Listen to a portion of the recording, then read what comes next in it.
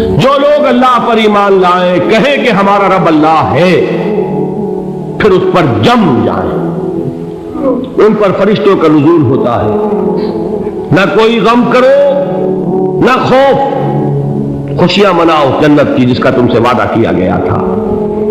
اللہ کی ربوبیت پر اطمینان جب انسان کو ہو جاتا، میرا رب اللہ ہے، ربی اللہ، انسان کے لیے نہ کوئی کھٹکا، نہ کوئی خطرہ، نہ کوئی خوف، نہ کوئی حزن۔ جو کچھ ہو رہا ہے کس کے اذن سے ہو رہا ہے؟ اللہ کے اذن سے۔ اللہ کے اذن کے بغیر پتہ تک نہیں ہلتا۔ یہ کوئی اندھا بہرا مادہ نہیں ہے جس سے مجھے کوئی خوف ہو۔ اندھا بھینسا چلا آ رہا ہو اس سے تو ڈرنے کا ہر انسان کو ڈرنا چاہیے، نہ معلوم کس کو ٹکر مار دے، لیکن نہیں، اس کائنات کو چلانے والا ایک سمیع و بصیر خدا ہے، وہ جو میرا دوست ہے، میرا ولی ہے۔ اللہ ولی الذین آمنوا یخرجہم من الظلمات الی النور۔ اللہ اہل ایمان کا ولی ہے، ساتھی ہے، پشت پناہ ہے، مددگار ہے، حمایتی ہے۔ بتائیے جسے یقین ہو جائے کہ اللہ میرا مددگار، اللہ میرا محافظ، اللہ میرا پشت پناہ، اللہ میرا حمایتی، اس کے لیے کوئی خوف ہوگا؟ اس سے کوئی ڈر ہوگا؟ میں مثال دیا کرتا ہوں ایک بہت سادہ، پنجاب کے دیہات کی۔ تو بڑا چودھری ہے اور کوئی غریب کسان ہے، اس غریب کسان کے جانوروں کو ہر وقت اندیشہ ہوگا چوری کا، کوئی میری بھینس کھول کر نہ لے جائے، کوئی میرا بیل کھول کر نہ لے جائے۔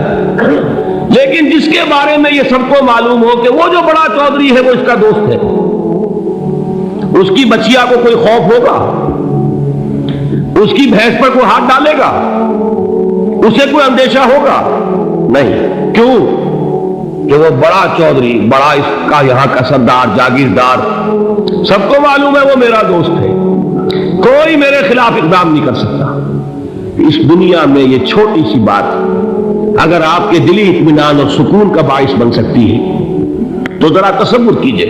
میں لفظ تصور استعمال کروں گا صرف اس لیے کہ اس کا ہم جس کو کہتے ہیں ادراک اور شعور کر نہیں سکتے، اگر کے ساتھ کر سکتے۔ اگر یقین ہو کہ اللہ میرا مددگار اور یقین ہو کہ اللہ ہر آن میرے ساتھ ہے، پھر کوئی خوف؟ کس کا خوف؟ کوئی شے اللہ سے بالا تر ہے؟ کوئی قوت اس سے زیادہ طاقتور ہے؟ کوئی اس کے ارادے کو بدلنے والا ہے؟ کوئی اس کی مشیت کے آڑے آنے والا ہے؟ یہی بات ہے جو حضور نے فرمائی، یہ ایمان کا حاصل ہے لب لباب، کہ دیکھو اچھی طرح اس بات کو ذہن نشین کر لو، اگر تمام انسان مل کر تمہیں کوئی نقصان پہنچانا چاہے نہیں پہنچا سکتے، مگر جو کچھ اللہ نے لکھ دیا ہو، اور تمام انسان مل کر تمہیں کوئی نفع پہنچانا چاہے نہیں پہنچا سکتے، مگر وہ شے جو اللہ نے طے کر دی۔ آپ پھر میں کہوں گا ذرا طاری کیجئے، اسے فرض کیجئے، اسے سوچئے۔ اگر اس حدیث پر ہمارا دل ٹھکا ہوا ہو تو کسی سے ڈر ہوگا؟ یہ مجھے نقصان نہ پہنچا دے، یہ میری رپورٹ خراب نہ کر دے، یہ میری انکریمنٹ نہ رکوا دے، یہ میرا یہ نہ بگاڑ دے، یہ میرے یہ نقصان نہ پہنچا دے۔ اس کا ڈر، اس کا ڈر، اس کا خوف، اس کی خوشامد، اس کے لیے جا کر طرح طرح سے اپنی عزت نفس کو ذلیل کروانا اس کے سامنے، یہ سب کچھ کیوں کرتا ہے انسان؟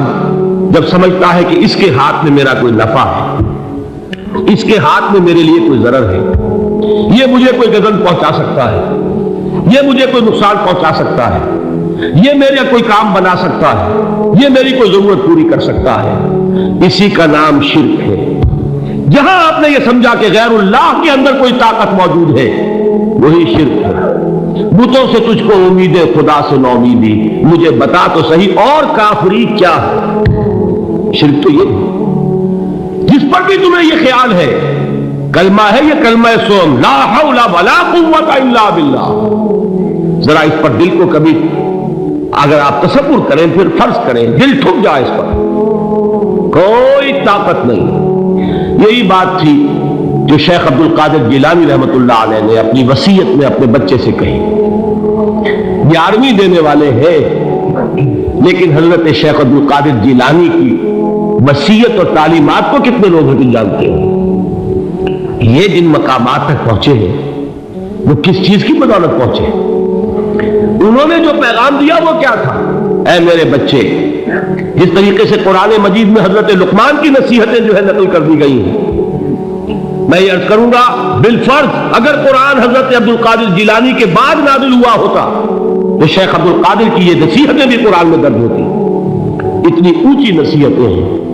اے میرے بچے اس حقیقت کو ذہن نشین کر لے، لا فاعل فی الحقیقت ولا مؤثر الا اللہ. اس کائنات میں نہ کوئی فاعل حقیقی ہے نہ مؤثر حقیقی ہے سوائے اللہ. کسی شے میں کوئی تاثیر نہیں اگر اللہ نہ چاہے. آگ جلا نہیں سکتی اگر اللہ نہ چاہے. پانی ڈبو نہیں سکتا اگر اللہ نہ چاہے. زہر ہلاک نہیں کر سکتا اگر اللہ نہ چاہے. کوئی چیز فائدہ نہیں پہنچا سکتی اگر اللہ نہ چاہے. تو در در پہ کیوں سر جھکاتے ہو؟ در در پر کیوں جبیں سائی کرتے ہو؟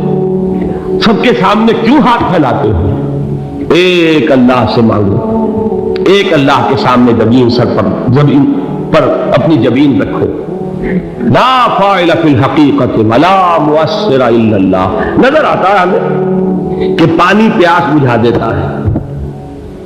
پیاس بجھانے کی صلاحیت پانی میں نہیں ہے، اللہ کے اذن سے.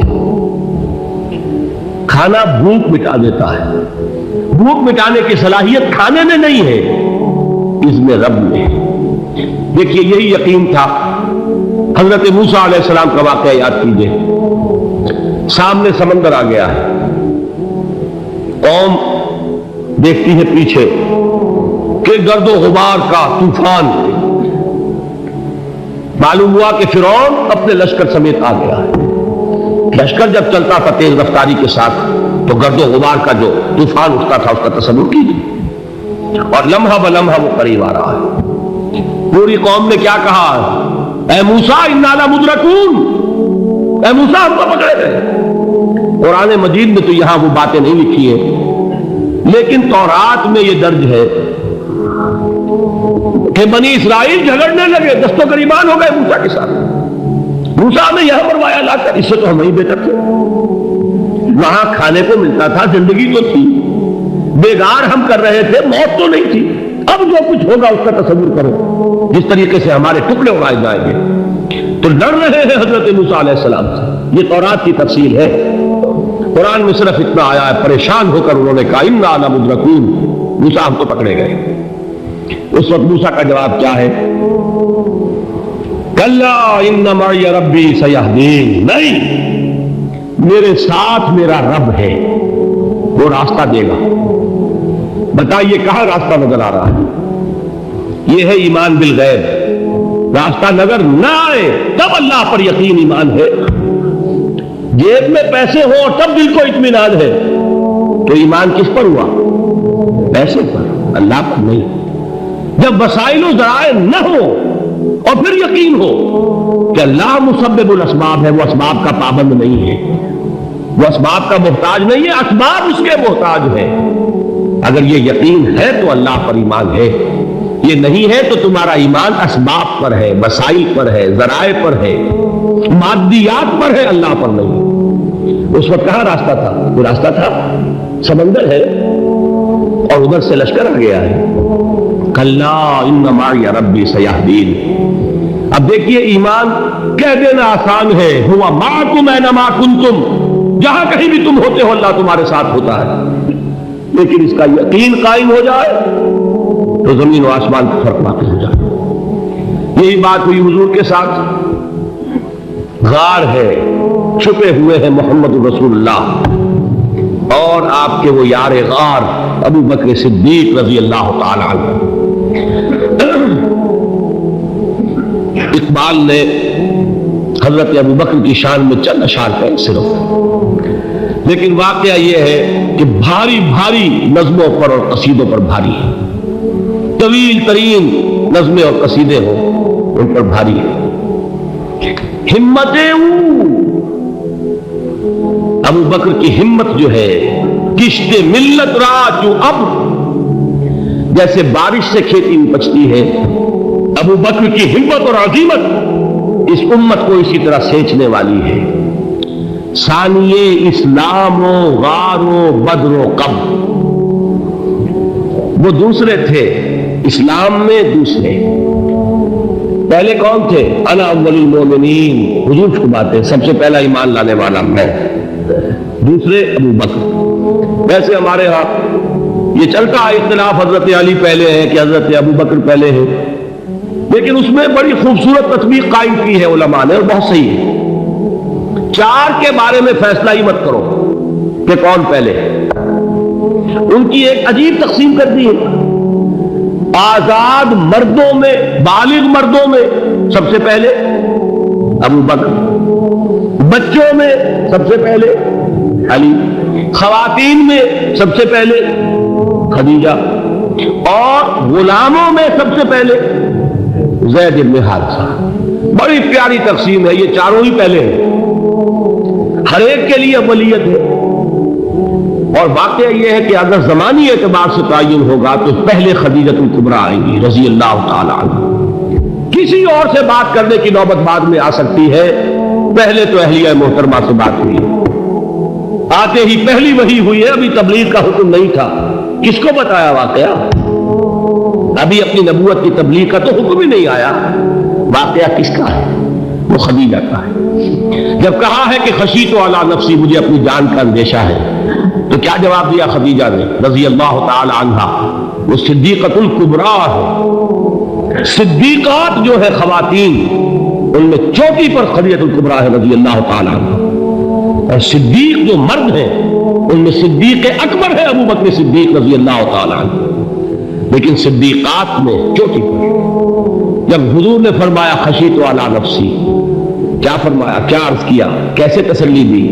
نہیں نہیں، اللہ آپ کو ضائع نہیں کرے گا، آپ غریبوں کے ہمدرد ہیں، آپ مساکین کے تکالیف رفع کرنے والے ہیں، آپ بیواؤں کی سرپرستی کرتے ہیں، آپ مسافروں کی خدمت کرتے ہیں، اللہ آپ کو ضائع نہیں کرے گا۔ یہ یقین ہے اس خاتون کے اندر۔ خیر وہ ایک علیحدہ بات ہو جائے گی۔ میرے دل پر حضرت خدیجہ رضی اللہ تعالیٰ عنہ کی شخصیت کا بڑا گہرا نقش ہے، جو وہ کوئی اور ہی وقت اور موقع ہوا تو بیان ہوگا۔ بہرحال اقبال نے ایک مصرے میں جو چار اولیتیں جمع کر دی ہیں، ہمت کشت امت را چو ابر، ثانی اسلام و غار و بدر و قبر۔ اسلام میں حضور کے بعد پہلے کون؟ ابو بکر۔ غار میں حضور کے ساتھ کون؟ ابو بکر۔ بدر کی رات اللہ کا رسول کر بسجود، وہ جھاڑ، وہ گھاس پھوس کی جو جھوپڑی بنائی گئی تھی، اور وہاں تلوار ننگی لے کر پہرا دینے والا کون؟ ابو بکر۔ اور اس حجرہ عائشہ میں محمد کے بعد سب سے پہلے دفن ہونے والا کون؟ ابو بکر رضی اللہ تعالی عنہ صلی اللہ علیہ وسلم۔ وہ جو معاملہ میں سنا رہا تھا غار ثور کا، حضرت ابو بکر بھی حضور کے خیال سے لرز گئے ہیں۔ آپ کو یاد ہوگا کہ جا کر پہلے تمام جتنے سوراخ تھے انہیں بند کیا ہے، ایک سوراخ رہ گیا تھا جس کو بند کرنے کے لیے کوئی کپڑا نہیں تھا، وہاں اپنی ایڑی رکھی ہے، تب کہا ہے حضور سے تشریف لائیے، اور اپنے زانو پر حضور کو لٹایا ہے، اور وہاں کسی موذی جانور نے کاٹا ہے، حضور کی آنکھ لگ گئی تھی، اس وقت اس بل کے اندر جو بھی بچھو ہے کیا ہے واللہ عالم، اس نے کاٹا ہے، اس کی تکلیف کی وجہ سے ابو بکر کی آنکھوں سے آنسو ٹپک گئے، حضور کے چہرے مبارک پر پڑے ہیں کہ حضور جاگے ہیں، معاملہ کیا ہے؟ ایڑی نہیں ہٹائی وہاں سے، مبادا وہ جانور وہاں سے نکل کر محمد الرسول اللہ کو کوئی گزن پہنچا دے، ابو بکر کی ایڑی ہے، جس طرح چاہے کھا لے، ختم کر دے، جان نکل جائے تب کوئی آنچ آئے، محمد پر تو آئے، لیکن جیتے جی نہیں۔ وہ ہے ابو بکر حضور کے خیال سے۔ اس وقت حضور نے پھر اپنا لعاب دہن لگایا ہے، اور اس سے پھر آپ کی تکلیف ختم ہوئی۔ جیسے خیبر میں حضرت علی کی آنکھ دکھ رہی تھی، اس کو جو شفا حاصل ہوئی وہ بھی حضور کے لعاب دہن سے ہوئی۔ تو بہرحال اس وقت انہوں نے کہا ہے کہ اے نبی یا رسول اللہ، اگر اس وقت ان میں سے کسی نے غیر ارادی طور پر بھی اپنے قدموں کی طرف جھانک لیا تو پکڑے جائیں۔ کیا جواب تھا اللہ کے رسول کا؟ لا تحزن ان اللہ معنا، اللہ ہمارے ساتھ ہے، کیوں گھبراتے ہو ابو بکر؟ یہ ہے ایمان باللہ، میرا مالک اللہ، میرا رازق اللہ، میرا محافظ اللہ، میرا مددگار اللہ، میرا پشت پناہ اللہ، میرا دوست اللہ۔ یہ دوستی ہے اللہ کی جو لب لباب ہے، حاصل ہے ایمان کا، اسی کا نام ولایت ہے۔ اولیاء اللہ کے سروں پر سین نہیں ہوتے، جس کے دل میں ایمان راسخ ہو چکا ہو وہی اللہ کا ولی ہے، جسے اللہ پر یقین ہو چکا ہے وہی اللہ کا ولی ہے، جسے یقین ہے اللہ میرے ساتھ ہے، میرا مددگار، میرا پشت پناہ، میرا ساتھی، میرا دوست، میرا محبوب، میرا محب۔ اللہ اہل ایمان سے محبت کرتا ہے۔ واللہ یحب الصادقین، ان اللہ یحب الذین یقاتلون فی سبیلہ صفا کانہم بنیان مرصوص۔ اللہ محبت کرنے والا، اہل ایمان محبوب، اور اہل ایمان محبت کرنے والے اللہ محبوب۔ والذین آمنوا اشد حبا للہ۔ آپ تصور کیجئے جسے یہ رشتہ ایمان یا رشتہ ولایت حاصل ہو جائے، الا ان اولیاء اللہ لا خوف علیہم ولا هم یحزنون، آگاہ ہو جاؤ، اللہ کے دوستوں کے لیے نہ کوئی خوف ہے نہ کوئی حزن ہے۔